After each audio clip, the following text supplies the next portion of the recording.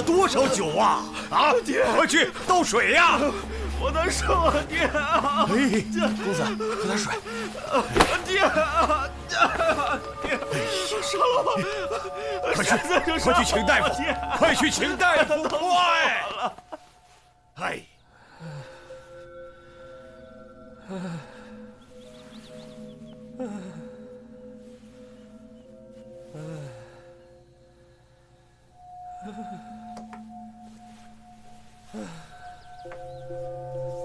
不妨事，公子就是上火、热毒攻心，清清静静的饿几顿，再吃几帖清热降火的药即可。啊，好。公子还有些许痰湿，我有一古方正好对症。那谢谢陈大夫啊。蒲公英3000，地丁3000，板蓝根4000。 老爷，不好了，公子他出事了！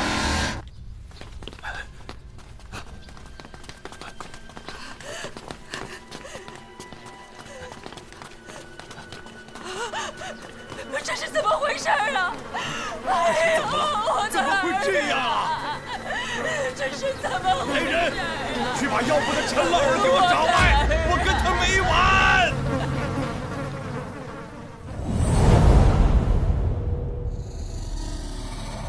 我儿吃了你的药，转天暴毙，肚子长满了蛆，这是什么药法？好你个庸医，好你个18针！老爷，我儿跟你有什么冤仇？你下次毒手啊！金针药师，息怒！这什么呀？我儿在这我躺着呢。这医理，令郎暴毙，怎能怪到我的头上？师傅，不要拦着我！不管你怪谁？老爷，大理寺来人了。师傅，各位官人，凶手便是这个穷凶极恶的陈大夫。各位给我做主啊！赶紧将他缉拿归案呐！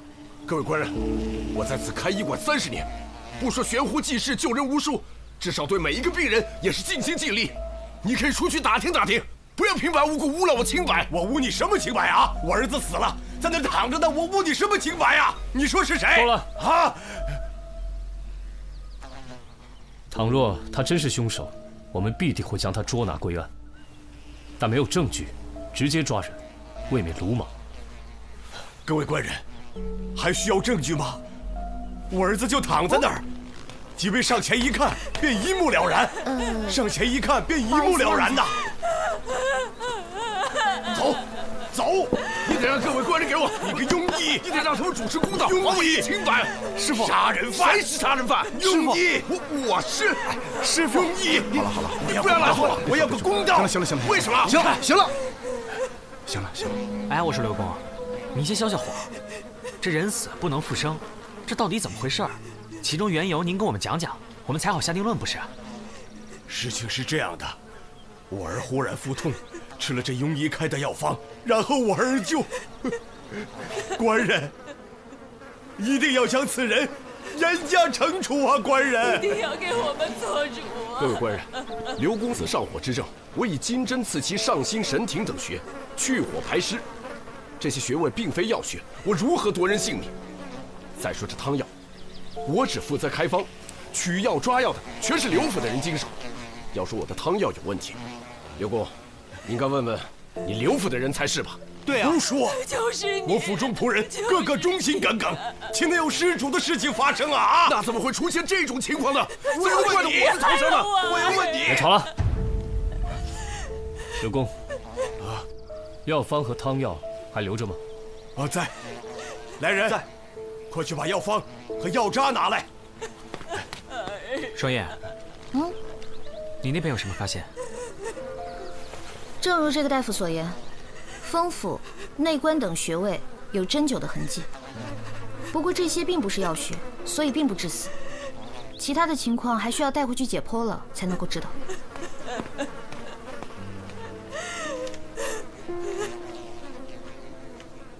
这药方上的药物都是一些清热解毒的寻常药物，并且相互之间不会冲克。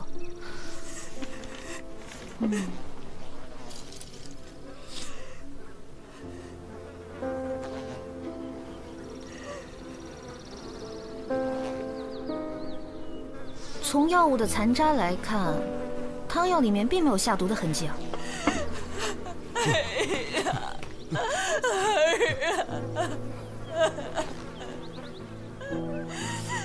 各位官人，我倒要告刘公一个诽谤！你我行医几十年的清白，岂容你污蔑？医馆还有很多病人在等我看医，如果要没有什么其他要事，我就告辞了。各位官人，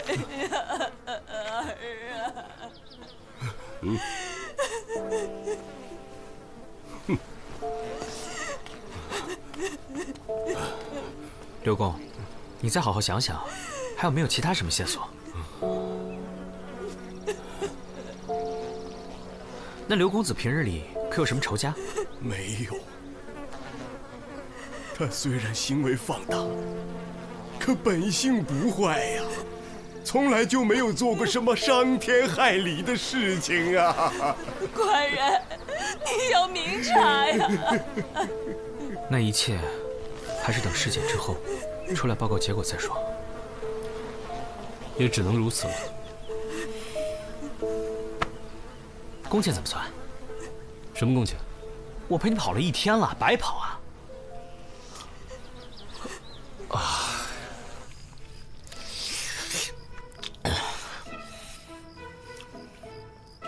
萨摩多罗，吃的很香啊！吓死我了！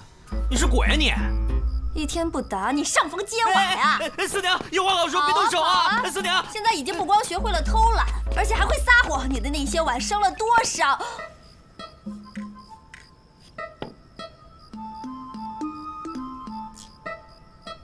什么呀？当我看见这个牡丹花的时候，就觉得必须给四娘戴上，因为四娘就跟诗里说的牡丹花一样，是若教节语应倾国，任时无情也动人。地摊货？怎么可能啊！我去买的时候，金店老板说这是纯金的，而且你知道吗？我为了买这副耳环，我把我所有的积蓄都掏光了，才买得起它，所以才每天跟着李少卿他们去办案嘛。干嘛？绝对是真的。哎呀，算你也是开了窍了，这回我就饶了你。哎，你知道，现在天也不太热，要不然你那些碗要是生蛆了，我弄死你！还不洗碗去，怎么还吃？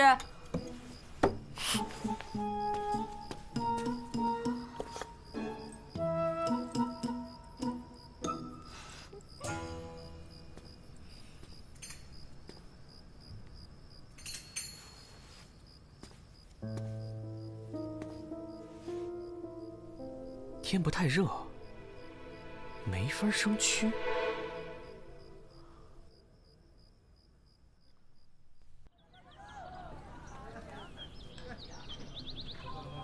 萨摩，萨摩，萨摩，萨摩，你猜这是什么？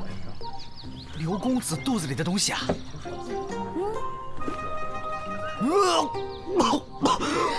什么味儿啊？这是老板娘，能不能管一管呀？还不上吗？别走啊！别走啊！这什么情况啊？账还没结呢！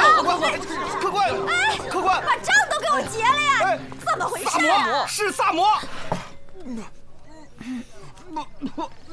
走！还想装是吧？我看到你把这个推给双叶了，是不是想把这个事情嫁祸给双叶？是不是这意思啊？哎，你说，你怎么可以这样做呢？你这样做对吗？仗义吗？好，是我，都是我干的。好，既然承认是你做的，所有的损失从你的工钱里扣。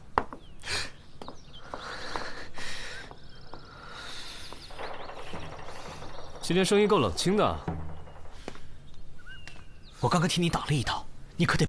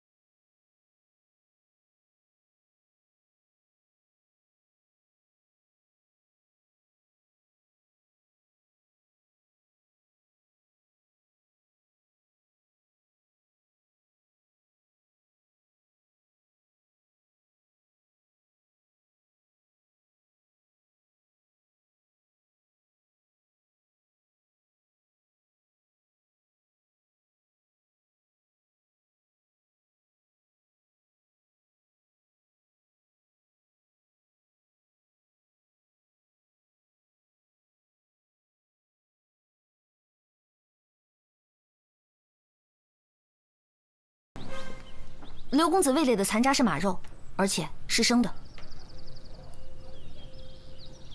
那个蛆虫是从马肉里来的？不可能啊！现在还没到夏天呢，哪来的蛆虫啊？那就是马肉被人动了手脚。四娘，哪里能买到马肉的？臭小子，好吃好喝还不够，居然还给我惦记起了马肉是吧？想死吗？本朝一向重视马政，一应战马、伤马皆是登记在册，设幕间进行管理。如今边患未除，西北仍有战事，马匹是重要的作战物资，民间是禁止买卖的。那这马肉是……既然有登记在册，找卷宗，一查便知。哦，你们要的记录都在这儿了。多谢你了。生事不易保存，只需查阅刘公子去世前3天的记录就可以。可是也没有发现什么可疑的记录啊。没有交易记录，也没有马匹暴亡记录。难不成这马肉还能从天而降？难道是双叶推断错了，线索断了？我已经仔细的对比过了，不可能有错，的确是马肉。哎，几位，我听说长安西郊有个黑马市，都是胡商，有乌孙的、大渊的、大肉汁的，哪儿的都有。他们贩卖一些西域奇珍，甚至还有大渊名马。对了，幕后老大是个胡商，叫伊塞克。哦。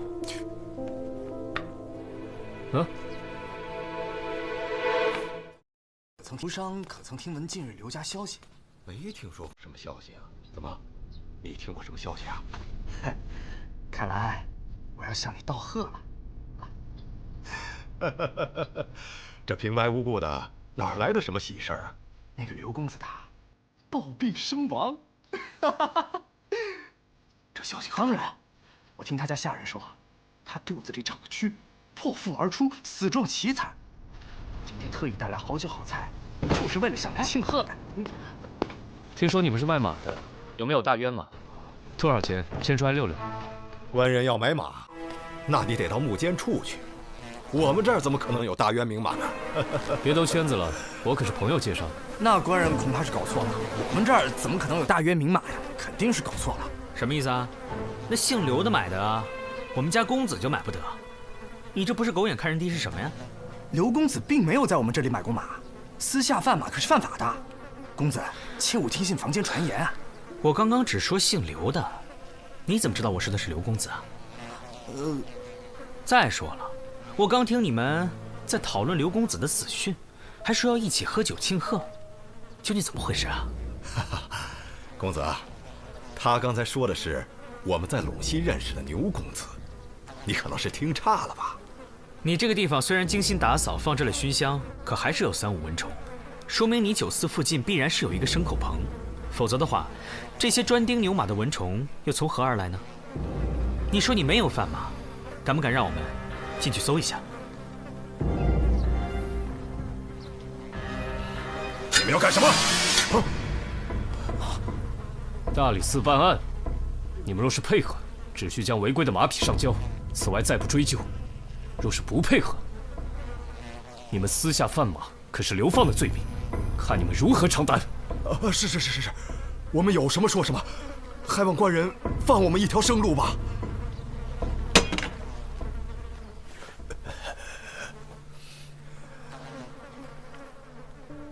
你和刘公子有何恩怨？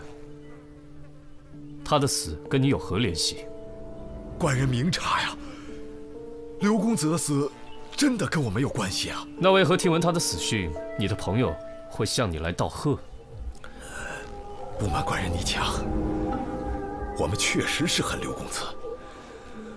我们千里迢迢来到这长安城，铤而走险做一些小生意，不就是为了养活家乡的妻儿老小吗？可是，在长安城内，他刘公子之辈，强买强卖，巧取豪夺，欺压百姓，欺行霸市。我们挣不了钱不说，这还搭进去很多呀，官人。然而刘公子肚中的马肉确实来自于你处，马肉中遍布蛆虫，不是你在里面动的手脚吗？官人，小的平时也吃一些生的牛马肉，可你们看我现在，这不是很好吗？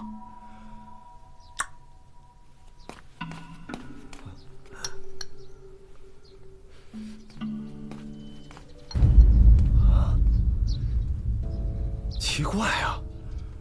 有什么奇怪的？但说无妨。当年我在西域的时候，在一些少数部落见到过这种蛆虫，它们对生存环境的要求非常高，像这个温度、湿度还有营养，如果这3个条件都不合适，绝对不会产生出这种另类。你的意思也就是说，这种东西本不该出现在大唐？对对对，确实如此。它们是寄生在牛、马、羊这类牲畜体表的寄生虫，叫做皮蝇，以吸血为食。每年天气冷的时候，这些虫潜入到牲畜体内产下幼虫，等到第2年天气暖和的时候，钻出体表，形成新一轮的寄生。听上去倒是挺残忍的。既然如此，那刘公子的死和这些蛆虫脱不了干系。胡商，官人，还有什么可说的？我冤枉啊，官人！这个皮蝇跟我毫无关系啊！我要是能养成这个虫子，我的本事可以比肩伽罗师了。那我还私下里贩马做什么呀，官人？如果你们要是不相信我，可以跟我去我的马圈去看一看啊！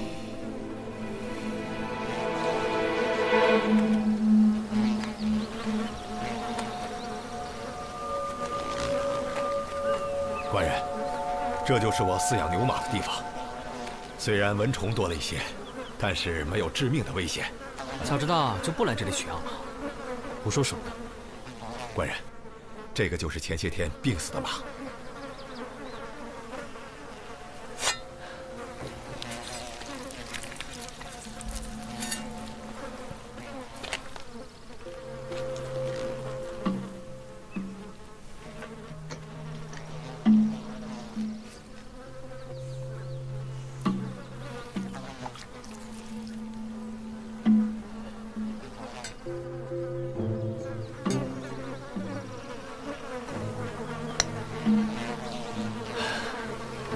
官人，这就是了。给你，还望官人仔细的辨认，还我一个清白呀！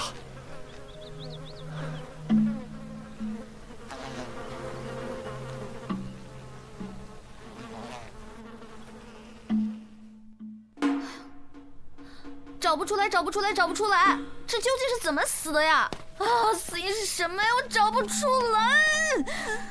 双燕，怎么了？啊，我把这尸体里里外外的剖了个遍，就是不知道死因是什么。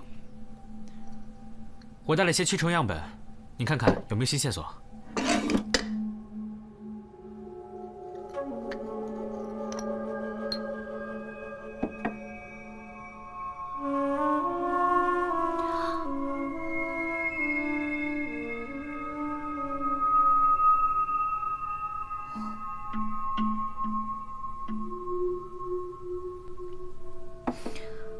不一样，从虫卵到成虫，都有差别。这完全不是一个品种啊！看来那个胡商也并没有撒谎。那这线索就断了。哎，算了算了算了，跟着你瞎转悠一天，肚子还没填饱，脑子怎么转啊？哼，哼什么哼啊？还看尸体啊？再不吃饭，你也变尸体了。走。这个，这个来4份，我再看一下。这个你给我拿5份吧。好。酱牛肉呢4份。好。再来个汤。不，这些汤都来1份。先来这些，快点啊！好嘞。别仗着少卿请客去不要命的点，他俸禄也不多的。照你这个吃法，早晚得垮。不给工钱，请吃顿饭怎么了？再说，我这样呢，又能饱了口福，还能替凡社创收，不是一举两得吗？三毛多罗，你干的好事儿！我干什么了？我可是按照菜单上最贵的点的。这顿饭下来的话，能给你创收不少呢，可以抵我今天的工钱了吧？抵工钱？我给你工钱就是让你这样害我的吗？怎么了？看看你送我的耳环，你看看，你看看，活腻了吧？拿个假的来糊弄我啊？那今天老板都是纯金的，我怎么会知道会这样呢？肯定是你平时着急上火太多了，你自己的事情跟这个耳环没关系。哟，还睁着眼睛说瞎话！哎，别吵了，别吵了，我这儿有个东西，是真是假，一试便知。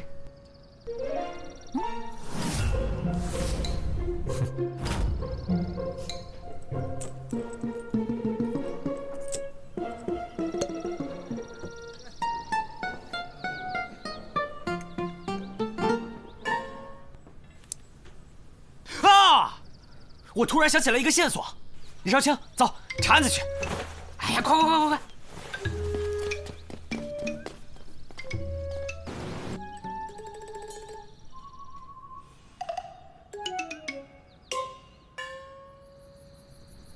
老三，你猜的果然没错，这个刘府啊，确实有些古怪。我翻墙进去之后呢，我看了一下，一切都是稀松平常的样子。但是我走到后院以后呢，我发现了一间上了锁的小屋。仆人呢端着新的贡品进去，把旧的贡品拿出来，然后他们又把门锁上了。端着贡品的话，一定是去祭祀，可为什么不在祠堂，非要在院后的小屋，还上锁？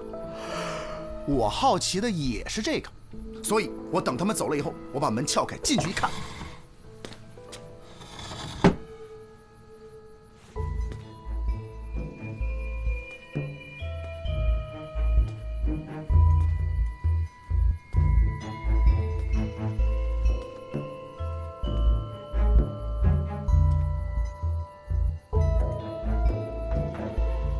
里边立了个牌位。一个牌位有什么不得了的呀？怪就怪在他那牌位上没有写名字，或者有意把名字给抹掉了，牌位上只写了足年岁月和清溪2字。从生卒年月来看的话，应该是个孩子，而且距今已有4年。不敬宗祠，难道这孩子是刘公的私生子？你怎么知道就不是刘公子的私生子呢？如果真是私生子的话，就算牌位进不了祠堂，也至少应该有个名字。清溪2字又作何解释呢？哎，走。怎么样？你那有什么发现？这刘公跟吏部的孙元周素有争斗，两人都想抓住对方的把柄，所以两方都小心谨慎，怕被对方参一本。现在就刘公身上确实没查到什么，不过有一件事情倒是挺奇怪的，前几天就是他来找你们断案的那天，宵禁了过后说是有急事要出城，去了城外的一个村子，名叫清溪。你说这宵禁了之后能有多大的事情？一个老人家自己要去城外。清溪，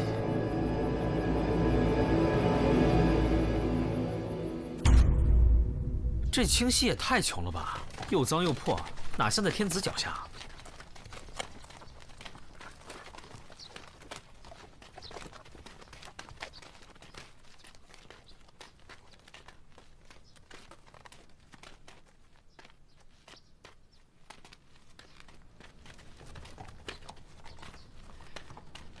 感谢老天爷，刘公子终于死了，真是天道轮回，恶有恶报啊！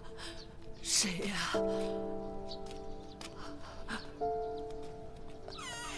你们是？大娘，是这样的，我们俩呢游玩至此，有点口渴，想问您讨点水喝。哎，好，请稍等片刻啊。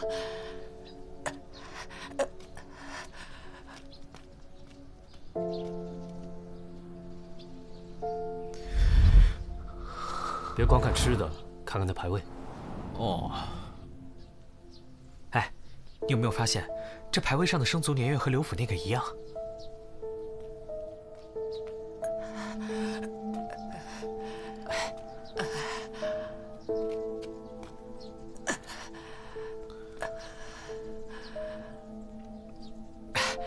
大娘，您这灵牌是？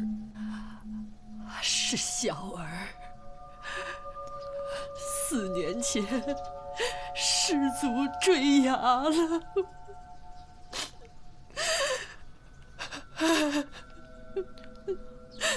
哎，大娘，您节哀，身体要紧。那不打扰了。节哀啊。回去吧。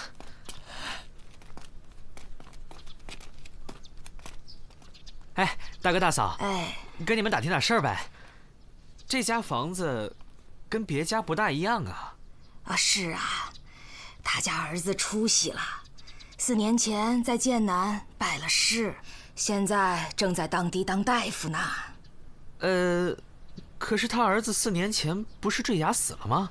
哦，你说的呀是他小儿子，我们说的呀是他大儿子。哎，说起来确实挺惨的。当年是我们家老头子给他小儿子下的葬，摸着胸口说啊，有个窟窿，大半是石笋或者树枝扎的吧。对呀，你也别眼红人家了，也许上天看他死了个儿子，看他可怜，补偿给他的呢。哎呦，说什么呢？走了走了走了。谢谢了二位。清溪4年前失足坠崖，刘公，这中间有什么关联呢？简直一团乱。你们今天去清溪查的怎么样了？更混乱。清溪那儿风景怎么样？以前可是个有名的猎场，长安的纨绔子弟最爱去那儿了。可是4年前不知怎么就渐渐荒废了。你是说，那儿4年前是个猎场？嗯。又是4年前。这个节点上，小儿坠崖，猎场荒废，还有大儿子剑南学医。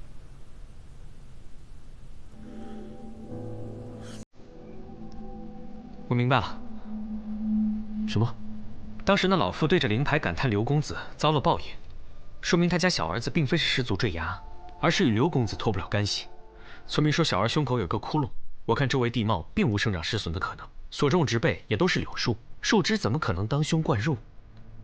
子素，你刚刚说过此地曾是猎场，几乎就可以推论小儿根本不是坠崖，而是中箭而亡，而射杀他的人就是刘公子。误杀，或者有意，这都有可能啊。那老妇为什么说谎？我还记得，子素你曾经说过，这刘公跟吏部的孙元周是多年的死对头，互相都想抓对方的把柄。刘公子射杀平民，等于给刘公的对方政敌竖了一个靶子。对，那刘公必然想把这件事给瞒下来。村民还说，他家大儿子4年前去剑南学医，可是一个拾荒为主的家庭，怎么能凑足盘缠送儿子去剑南学医？可见他们家4年前得到了很大一笔钱。估计就是刘公给的封口费。那4年前猎场渐渐荒废，多半是刘公所为。那这些就都能说得通了。可是那个嫌疑最大的大儿子人在剑南啊。不，他就在长安。这又从何说起啊？那老妇对着牌位感叹因果报应，可见他刚刚才收到消息，而他腿脚不便，长居在家，消息自然是别人带给他的。李治，你当时有没有注意到他桌子上那盘栗子糕，正是长安城里天香楼的名典，当时可是一口未动。说明刚送来不久，而送栗子糕的人就在长安。想必此人早就计划好想要报仇，所以故意放出消息去剑南学医，以打消刘公的疑虑，然后改名换姓留在长安，学成医术，伺机杀人。走，去医馆。大理寺办案，要你拿闲杂人等尽数回避。走。是。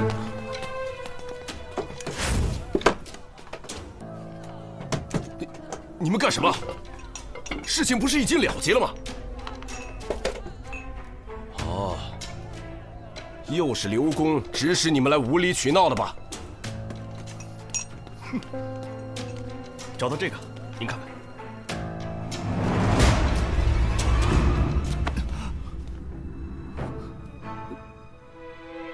你弟弟惨死，自有王法可以替他伸冤。你身为医者，本应心怀仁德，却痛下杀手，与刘公子何异？慢着，仅凭这药丸，你们就胡乱抓人？大理寺从来不胡乱抓人。你偷偷培育这种皮影，一直等着复仇。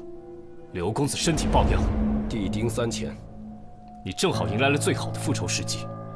你利用学徒的身份，随着师傅前往刘家，给他服下这种特制的药丸。我说的可有错吗？这药丸上是有虫和虫卵不假，但我行医多年，还从未听说过皮影可以破腹而出，夺人性命的。我告诉你，这虫卵是可以被人的胃液消化的，根本杀不死人。哼！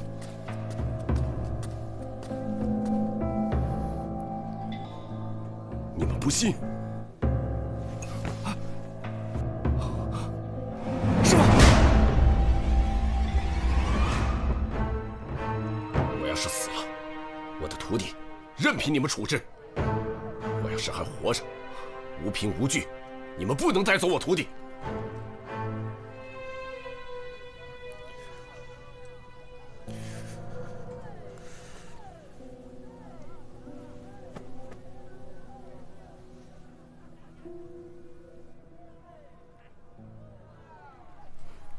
如果不是因为皮影，这刘公子究竟是怎么死的呢？可这蛆虫又是从他体内爬出来的呀。据陈大夫所言，胃液能够将虫卵消化，他自己也吃下了虫卵，证明确实如此。如果真的如这个陈大夫所说，可这个虫卵的确是从刘公子的身体里爬出来的，除非刘公子在当时吃下虫卵的时候就已经死了，或者是生命垂危。那也就是说，陈大夫服下的这个虫卵数量，正常的情况下是不会闹出人命的。可是对于将死之人元气衰竭所吞下的虫卵，在胃液里面只能服食一部分，而剩下的一部分就不能被消化掉，便会在体内迅速繁殖，直到咬破皮肤而出。那这刘公子真正的死因？这尸体里里外外我都查了个遍了，什么都没有查出来，就差把这个头给打开了。头，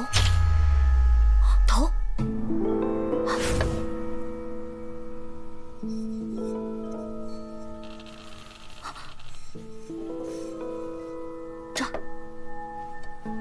怪我一直受蛆虫的干扰，竟然没有发现这个。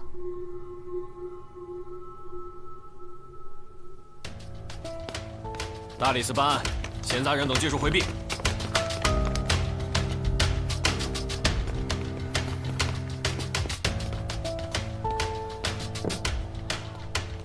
请你们不要有事没事就上门无理取闹，这里还有很多的病人，要是耽误了看诊，那可是关乎人命的大事。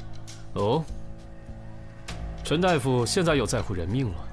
你把金针插入刘公子脑部时，怎么就不在乎呢？不要血口喷人！金针刺血自然是不会有事情，可如果针上带锈，情况就完全不一样。我在汴州担任判佐时，就见过军中同僚因破伤风而亡，就是被生锈的兵器所伤。陈大夫，您的18金针名满长安，可否把您的针囊拿出来，给我们检验一下呢？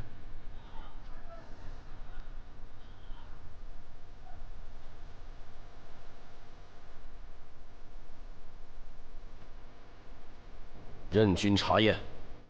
谢谢。少爷。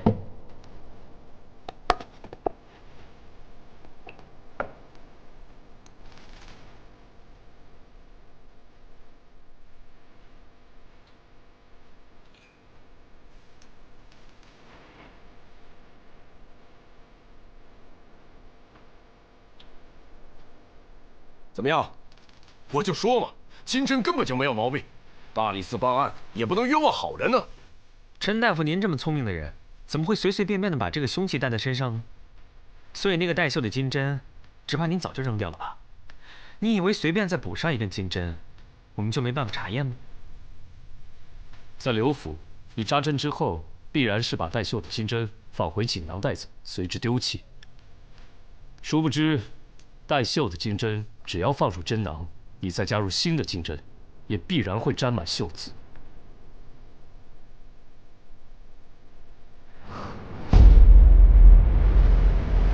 怎么？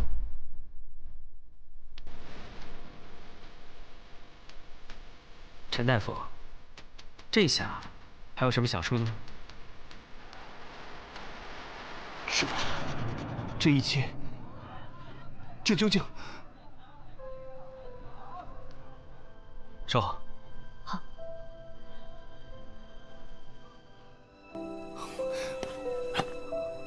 人是我杀的，跟我师父没有关系。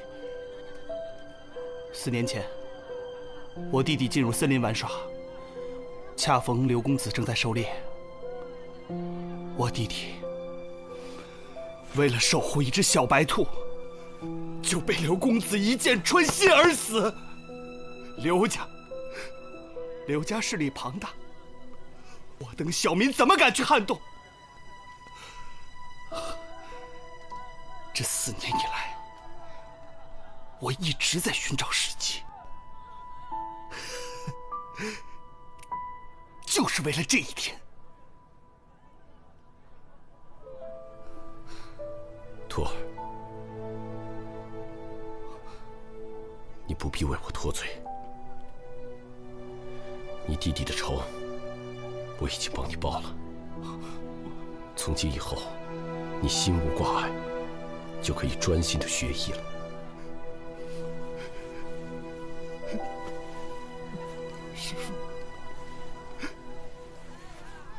师父，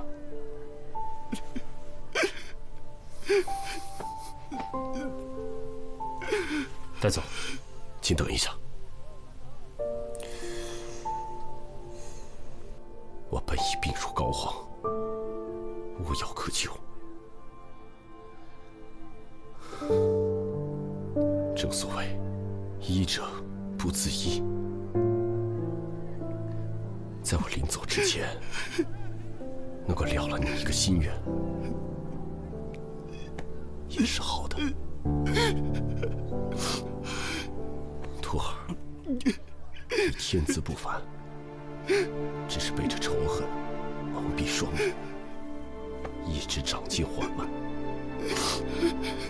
望你今后承我衣钵，将这金针之术一代代的传扬下去。是，徒儿定当不负师父嘱托。师父，师父，师父！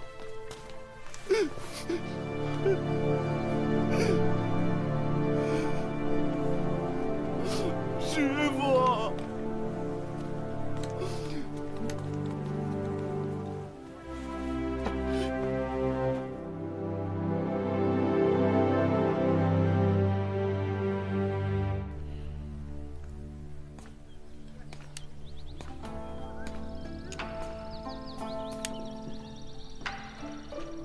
之前我给你买了廉价的耳环，造成了你身体的伤害，对此我表示深深的歉意。于是我掏出我全部的积蓄，买了这个小小的礼物，希望能够弥补我的过错。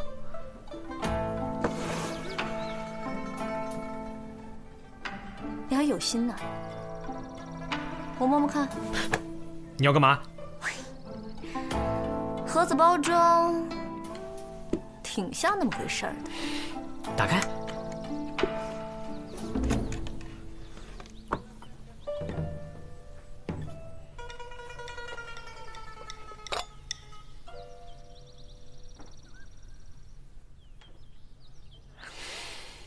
只要粉。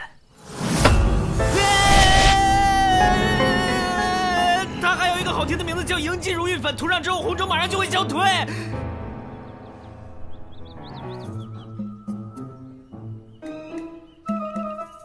看什么看？给我涂上啊！好嘞。啊，我突然想起来，这大夫还说了，这银继如玉粉呢，如果混合唾沫的话，效果更佳。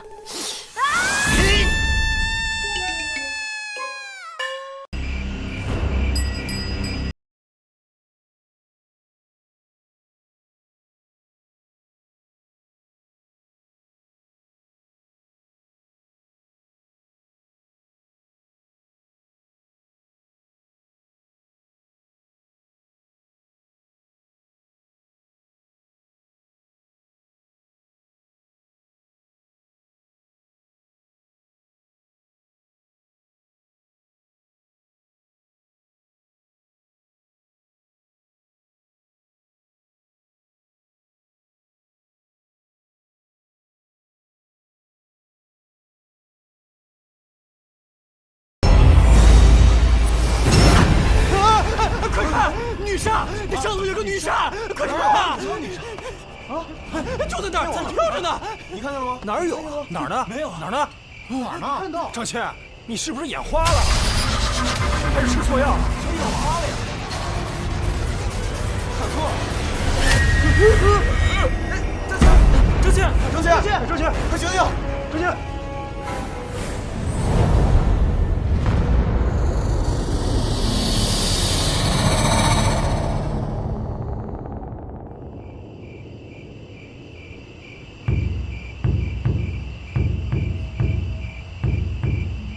张谦胆儿也太小了吧！即便是见到了鬼，也不至于当场吓晕吧？嗨，谁说不是啊？昨天晚上还是我给他送回家的，他当时都吓尿了。张谦的胆子也太小了吧？我觉得也是，肯定是他装病偷懒，不想说什么。都给我闭嘴！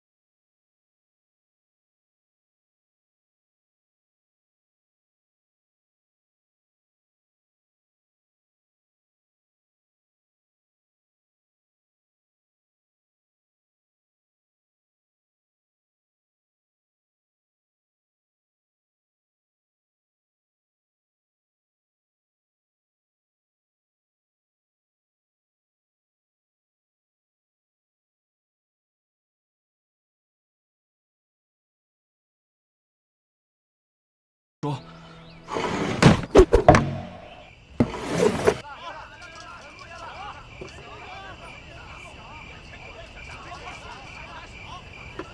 今儿来的都是药客，罩子放亮点，千万别出岔子了。知道了。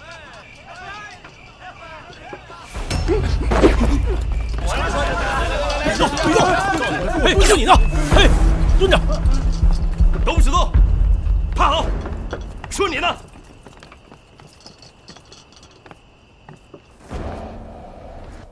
哟，这不是霍将军吗？走！霍将军，你这是奉命行事，还是私自抓捕？你可知道我是弱水会馆，他可是……闭嘴！跪下！博戏赌财物者，杖责100；聚众设馆者，徒刑3年；葬众者，以窃罪论处。全部带走！起来了！走！起来！快点！今天晚上，你们谁都别想安生了。快点，走！你们也不打听打听弱水会馆的背景，找死吧你！死萨摩，你不好好跟着老大办案，你非跟着我干嘛？不是，那个，本来咱俩聊正事儿，那个他非要来，不好意思啊。没事儿，没事儿，我也是久仰萨摩兄的大名。既然萨摩兄是你兄弟，那咱们都是自己人，咱们是有福同享，有钱同赚嘛。对对对。那个，别卖关子了，你现在发什么财呢？这么说吧，如果我能保证稳赚不赔，你能拿出多少钱来？这个，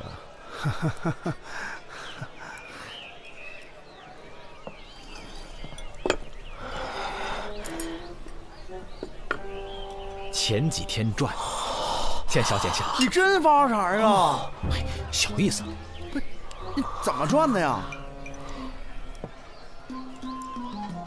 我现在有密报，知道哪些货品马上会涨。我之前那笔就是这么赚的。哦，你干这个呢？怎么样，入伙吗？我觉得我们现在不能再小打小闹了，有多少资金全都拿出来，咱们一起干一票大的。咱们是兄弟，你们又是官差，我蒙谁我也不敢蒙你们吧。我可告诉你啊，我老婆本、棺材本、各种本都在里头了，知道吗？啊，他还借了不少，还真不少，够难为你了。哎，三炮，你真不来？我这借了点儿，你敢赔，我就敢死给你看。哎，放心吧，亏不了你们，保证你们等着发达吧。喝酒来，这边请。来来，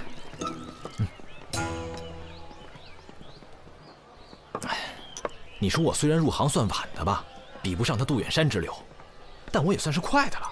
你刚刚说的杜远山，就是被吏部杜侍郎赶出家门的那个杜远山吗？就是他。这个杜远山啊，年纪轻轻就力压群豪，这眼看着长安城都没几个人干得过他了。何止长安城啊，他跟全国的商人都有来往，权贵朝臣都跟他有交情，都找他接待。这话说回来，也真是奇了怪了。这他呀，只要是他经手的货物，他这么买进来，这东西肯定就暴涨。他这么一抛啊，这东西他肯定就跌了。你说他也只不过就比我大2岁，哎呀，这叫什么事儿？哎，对了，你们知道前2天右侯卫将军查封了若水会馆这事儿吧？这若水会馆就是他杜远山的。若水会馆的老板不是周泰吗？哎呀，天真！这周泰算哪盘菜啊？这长安城都知道，若水会馆的幕后老板就是杜远山。看着吧，过不了2天，那周泰就会毫发无伤的给放出来了。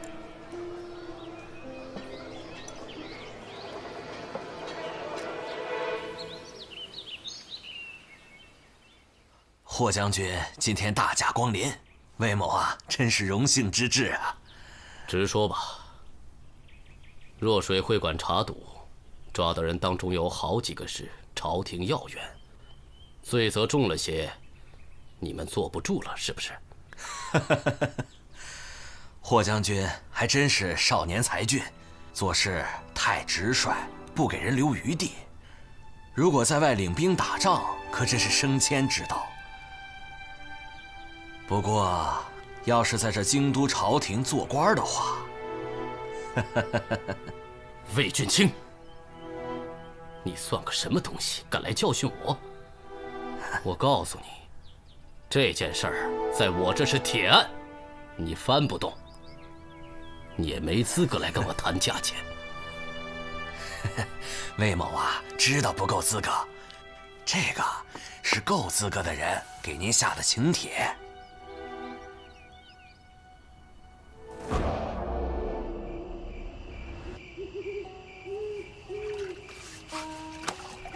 这天也太干了，还是泡个澡舒服啊！哎，可不是嘛！哎，多关您的酒。老何，给你。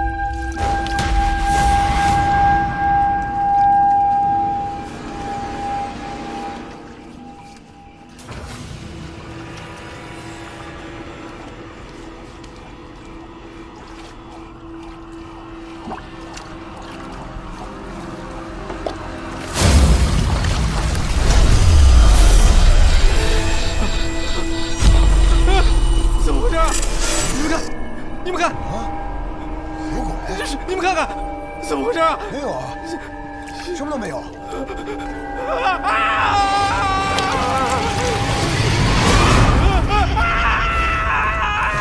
有鬼啊！有鬼啊！有鬼！有鬼啊！有鬼啊！哪有鬼啊？没看到吗？我看到了。在哪儿呢？就在那儿。哪儿呢？在哪儿呢？在哪儿？哪有鬼啊？我咋什么都没看着啊？没有啊？没有啊。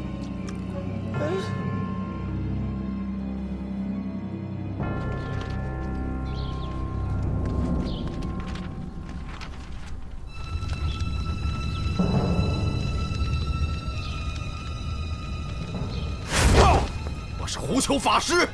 哼，我乃千年女煞，放肆小妖，快快回到中阴之域！尔等凡人冲撞煞星，还不快快求饶？速速离开！拿命来！呀！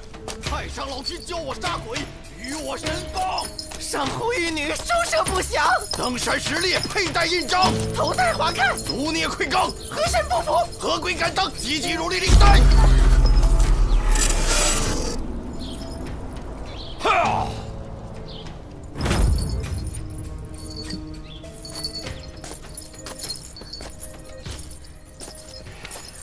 吓到各位了，我刚才施的确实是邪祟之术，算是以毒攻毒了。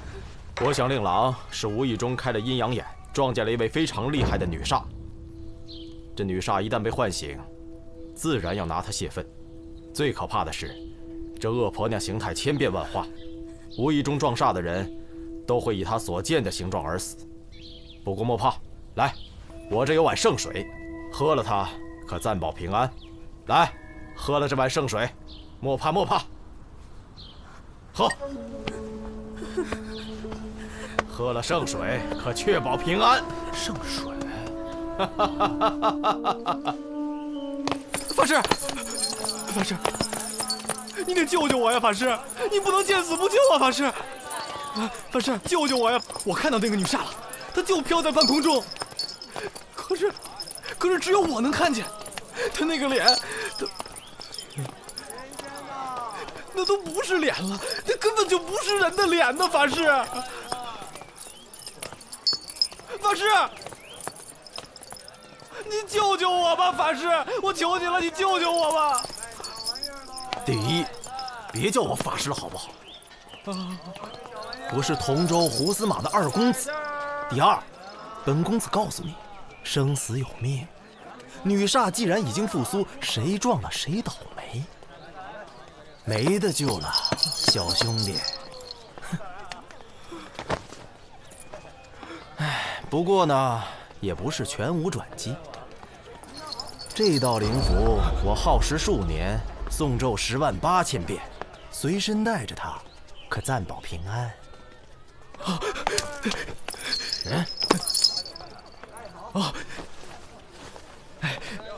这点钱，你还是乖乖等死吧。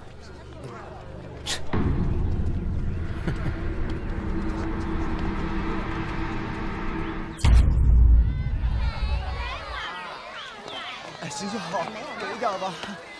没有，给一点。哎呀，行行好。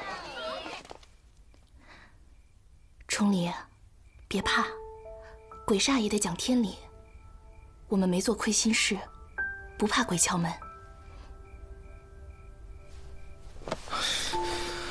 我怎么可能不害怕呢？法师都说了，谁要看见女煞的样子，就会跟她死的一模一样。而且就算买了那个护身符，也只能保我一时的平安啊。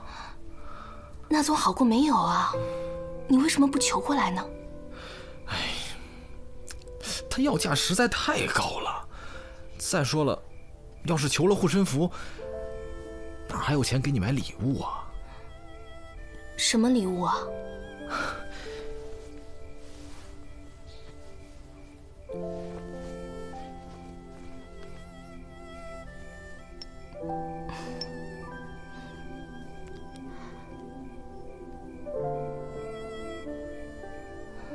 这会儿给我，你要见了又没了，你又不是不知道。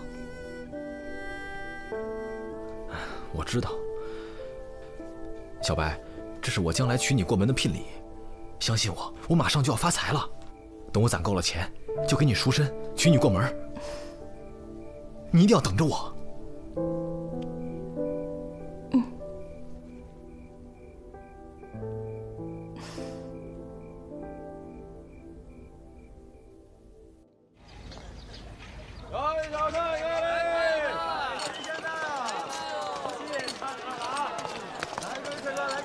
霍将军，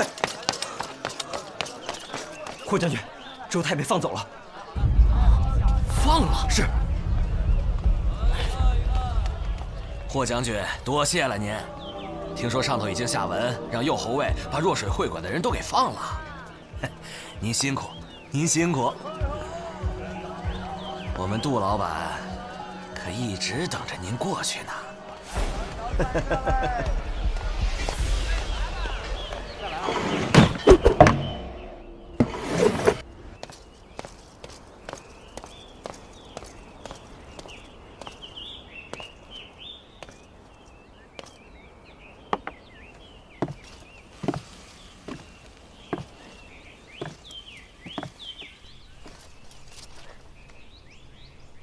杜老板，好久不见啊！霍将军，真是忙啊！见你一面真不容易。不忙，一点都不忙。我抓的人被你都弄出去了，我现在闲得很呢。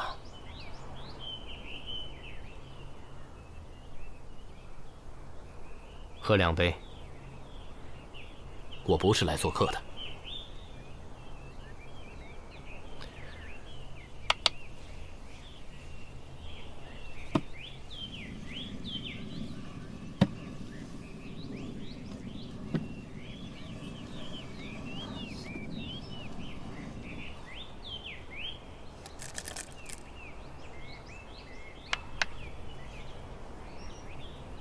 你怎么还这么无聊啊？我倒是想上会馆赌2把，但貌似3年前就没人能耗过1局了。何必总要赌那么大？谁愿意押上身家性命陪你？又不是明天就死了。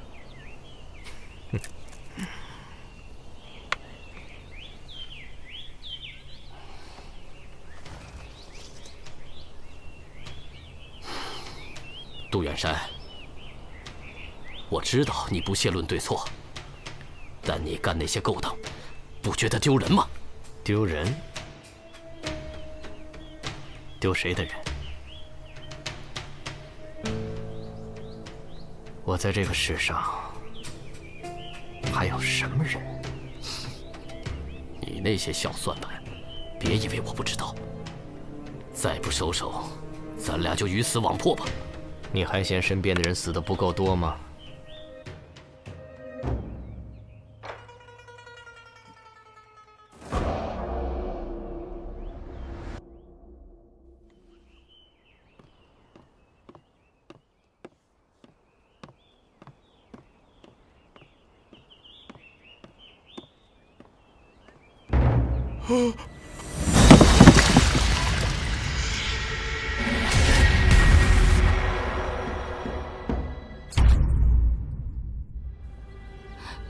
那个胡法师嫌崇礼给钱少，不但没赐福，还说他必死无疑。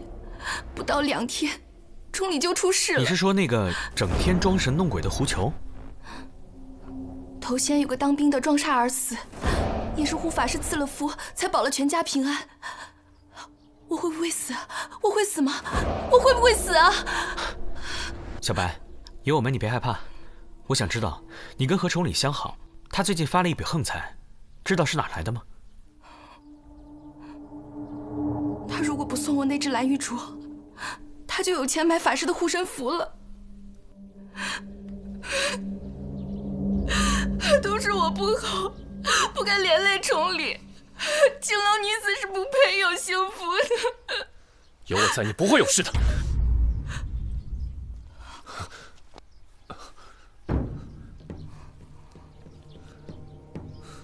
三毛，带他去樊舍住下。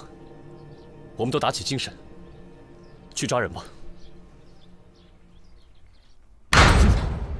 从实招来，胡球，你区区一个神棍，四处散布女杀谣言，制造恐慌，谋取私利，要遭天谴的。哼，愚蠢，太愚蠢了，李少卿，你不过是个凡夫俗子，什么时候你能参透阴阳五行、天地生死，自然会开天眼见诸般神迹。我靠本事替人驱邪挡煞，也正是顺应了天意。老大，别跟他斗了，上家伙吧，我都准备好了。别跟我来这套，无凭无据，你们无权对我刑讯逼供。知道我是谁吗？知道我爹是谁吗？同州知府胡敬堂。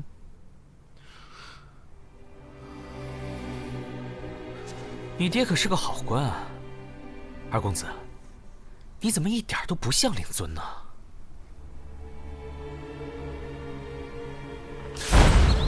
上刑！官人，我错了啊！饶命啊，官人啊！打死我，我爹不会放过你。我们知道的就这些了。张骞是最后一波寄来的，至于他进右侯位之前的情况，我们就不清楚了。好，如果再想到什么关于他的事，随时来大理寺找我。好的。李少卿，张骞的案子还是没有眉目吗？依我看，这件事交给你们大理寺也不过如此。你要办不明白，不如让我来。霍将军，你的事儿就办明白了。说抓赌，为什么会馆抓的人全都放了？兵部，别逼我说难听的。李少卿，你诋毁3省6部，我不管，能否请您先把案子断了，别让我兄弟死得不明不白。泡澡，泡得我起了一身大水泡。你们两个泡澡泡得够久的呀？黄三炮，当然要泡3泡啦。烦人不？哦对了，我们有重大发现。我也有。杜远山一直利用他遍布全国的商行，向境外走私军械，这事小白和何崇礼都知道。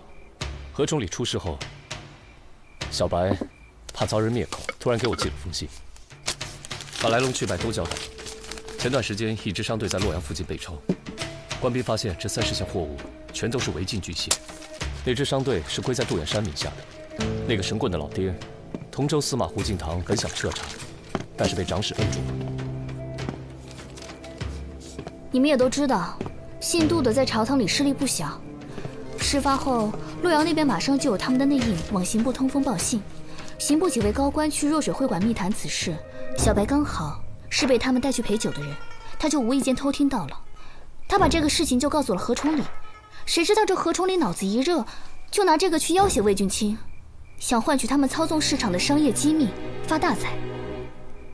难怪之前这个何崇礼那么胸有成竹啊！看来是那个姓杜的给了他点甜头啊。那么接下来就是要杀人灭口。何崇礼昏头了，怎么会想不到这点？纯属找死啊！走私点银钱蚕种也就算了，这么大规模的走私军械，明摆着是要叛国呀。可是，就算何崇礼是被他们灭口的，那张骞的死又是为什么？还有杜远山，本来杀他们易如反掌，为何要把事情搞得这么大呢？想不通就说明此事一定还有隐情。来，三炮，你去一趟洛阳，带一份公函，去找同州司马胡敬堂聊聊，他很重要哦。请我再泡回澡，我就去。话这么多呀你！哎，我肚子突然好饿呀，没有宵夜吃怎么破案？怎么动脑子呢，4年？哎，我烧鸡呢。哎，三炮，你上次答应我的烤饼呢？哎，双眼，你留给我的卤猪蹄呢？哎，别走，问你话呢。想起你的往事了。小白让我想起我娘，哎，把这酒喝了。青楼女子跟达官权贵搅在一起，都不会有什么好下场。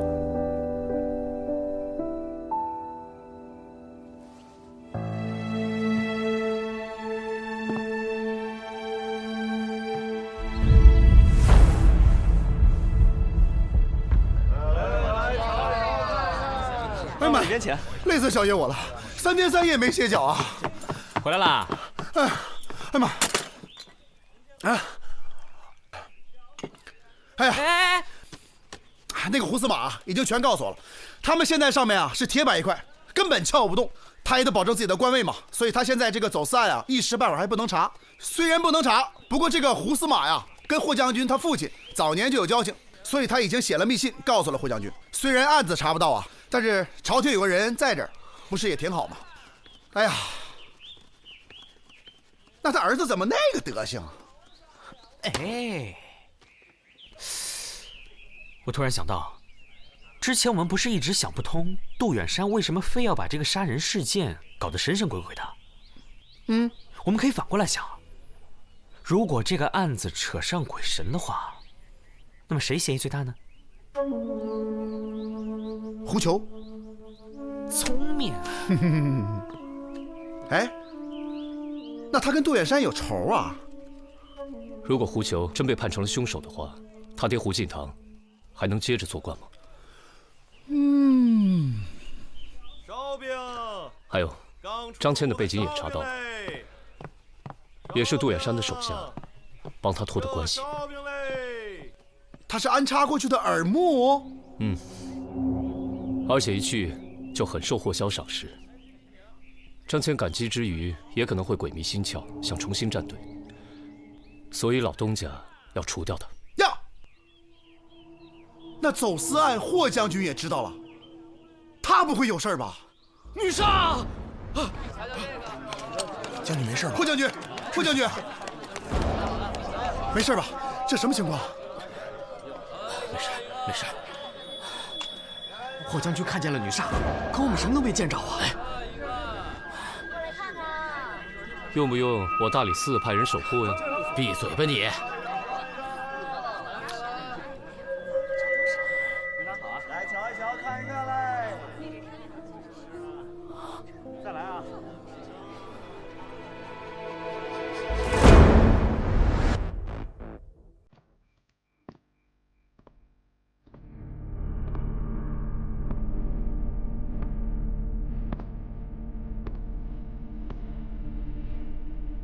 远山，我就知道你一定会来。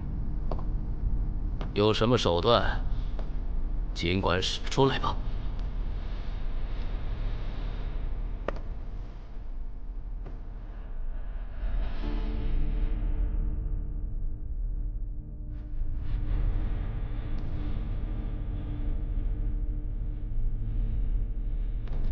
我也要去。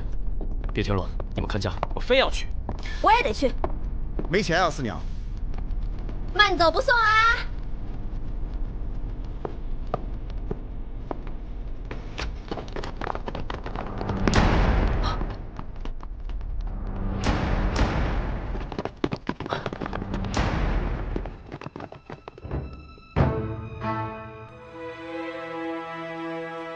畏罪自杀了。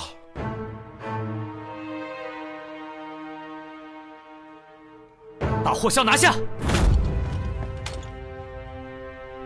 凶手就是霍萧。刘四卿、周侍郎、王中丞，案件已经查明了，凶手就是霍萧霍将军。好，拿出证据来。是中丞，这2桩所谓的女煞凶案，其就其在，女煞无影。有女煞在哪里啊？就在那儿。可为什么每次只有遇害者能够看到她，在场的其他人都看不到呢？只有一种可能，那就是在场的证人全部都说了谎。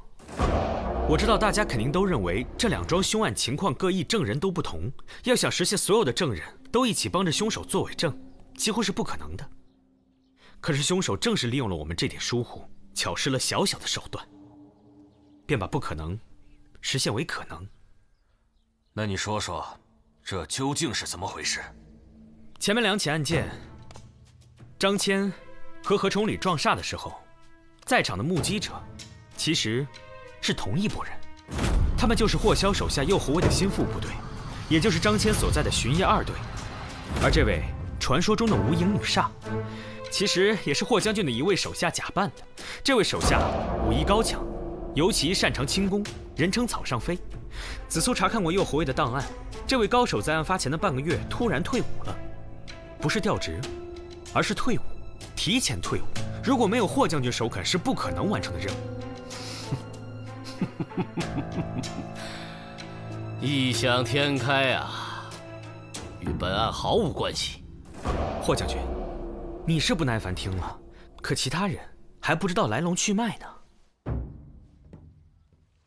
第一次事件呢，其实很简单，张骞跟当时一起的巡夜2队里所有假证在一起巡街，而假扮的女煞就吊在对面高楼的屋檐边，在场的其他士兵肯定都装作看不见，于是张骞直接被下药。而第2次事件，狡猾的凶手正是利用了我们的这种疏忽，大家肯定都万万想不到，第2次发生在浴室里的遇鬼事件，在场的目击证人全部是第1次事件当中的卫兵假扮的。事实上，何崇礼遇鬼的那一天，整个清泉浴场都被凶手包了，门口变成了卫士值守，阻止客人进入。三炮。后来我和萨摩去了一趟清泉浴堂，我俩在澡堂里都快泡秃了皮了，终于等到了证人。这位是长寿坊绸缎商顾老板，他是清泉浴堂常年贵宾。请问，何崇礼遇鬼的那一天，你是否去过清泉浴堂？我去过，我是那家的常客，每月固定初五、15和月末会去泡汤。去的那天，我记得清泉浴室开着门，但是有几个小伙子拦在门口不让进，说是什么今天不对外营业。我在那浴堂一直都是贵宾待遇，受不了那个气，这不就和他们吵了起来。我这个人脾气不小，嗓门又大，当时在街上，好多人都看见了。我们还找到了8位当时围观此事件的街坊，他们都可以证明，当时顾老板被几位年轻男子挡在了浴堂门外。带上来吧。就是他，最先动手的就是他。你看，这几位呢，都是巡夜2队里的卫士，也是第1次遇鬼事件里的目击者。可是他们几位又同时出现在了第2次遇鬼事件的案发现场，并且还阻拦了嫌人进入。这已经不能说是简单的巧合了。霍将军，我给你看个熟人吧。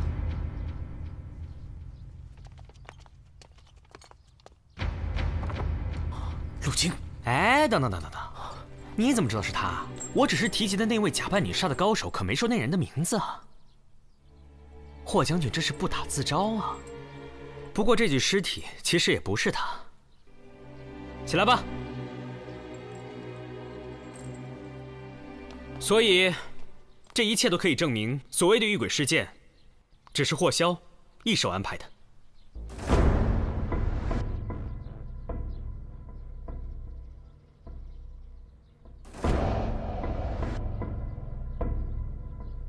霍萧，你还有什么好说的？你手法解得还不错，问题是，这2个死者跟我无冤无仇，我没有任何理由去杀他们，更何况，我霍萧杀人，干嘛搞得这么浮夸？归根到底，就是因为你要嫁祸杜远山。怎么讲？我们在查案的过程当中，的确把杜远山定为了最大的嫌疑犯。这一切都是凶手故意构陷的结果。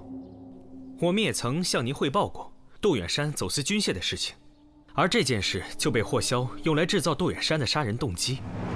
因为被害的何崇礼是知晓走私案需要被灭口的人，何崇礼更因此敲诈过杜远山。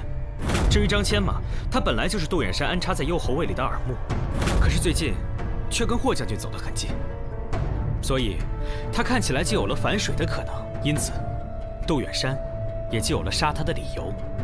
杜远山性情诡异，你把杀人手法搞得这么神秘可怖，一来符合他的行事风格，第二更重要的，这会让我们认为杜远山在通过制造鬼神之事嫁祸胡球。胡球在这方面表现确实可疑，并且杜远山也有绝对的理由嫁祸他。胡球的父亲同州司马胡进堂知道了走私之事，而且没能被他们收买，是一个很大的隐患。你引导我们产生了一个看似合理的想法，那就是杜远山想通过制造凶案嫁祸胡球，从而连累胡司马，使他连官位也不保。这样一来，杜远山就成了最大的犯罪嫌疑人。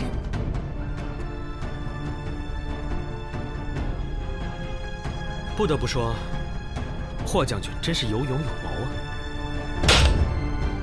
犯人霍萧，你为什么要苦心铺排这一切，陷害杜远山？你这么爱说，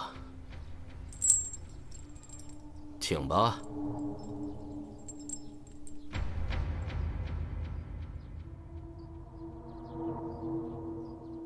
因为他要毁了杜远山。为什么？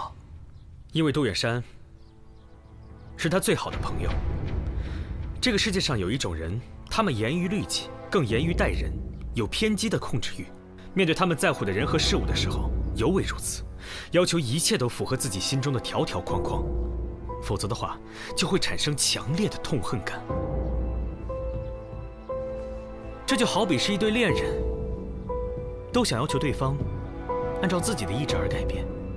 可霍萧的意志却比普通人要严重的多，更偏颇的多，因为他的标准是完全主观的。当霍萧发现杜远山没有按照自己的意志发展，也无法改变的时候，他的心中就有了一个想法，毁了他。对吗，霍将军？起初只是心中的一个念头，然后越扩越大，越扩越大，直到无法收拾。最后，你一看到杜远山就想杀掉他，因为他太让你失望了。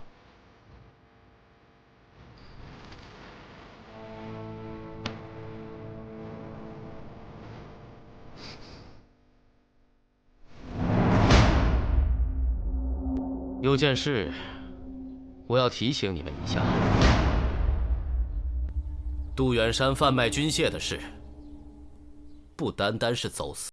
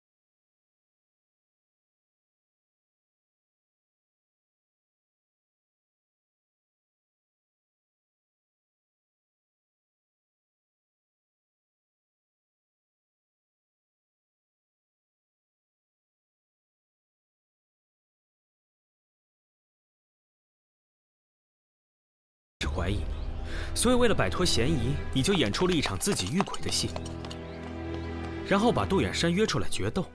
这样的话，即使失手杀了他，你也是正当防卫。你所做的这一切，你的好朋友杜远山都知道吧？那他对阁下的韬略又能打几分呢？远山。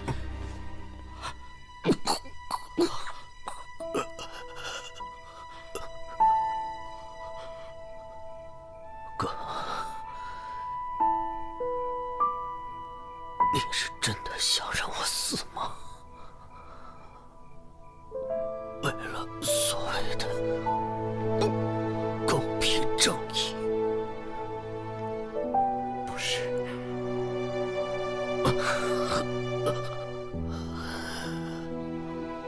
你终于赢了一局。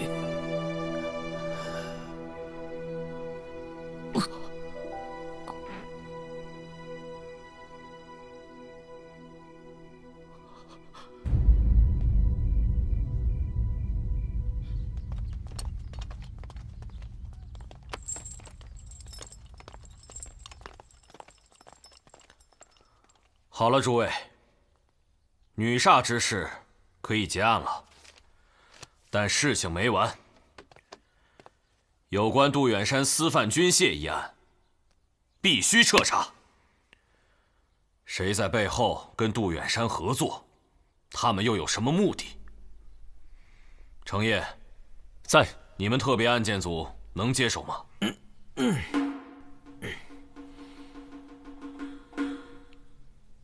交给我们了。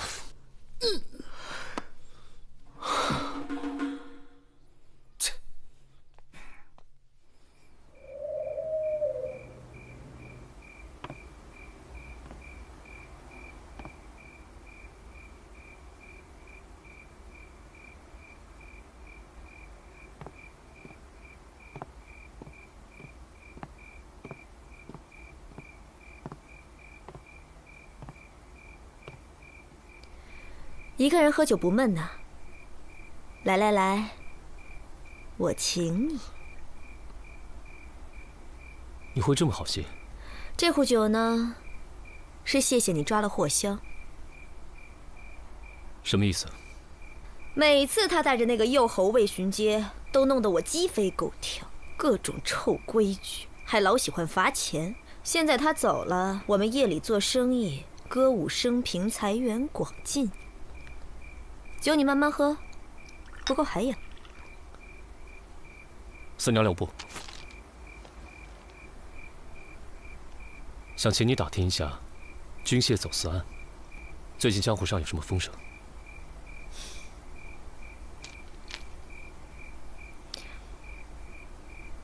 嫌少啊？这是掉脑袋的事儿，我不沾。我劝你，最好也别沾。你怕了？这个案子比你们之前的那些都大，水也深得多。你到底知道些什么？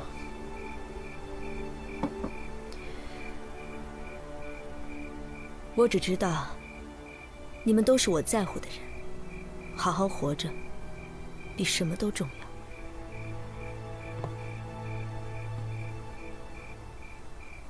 晚安。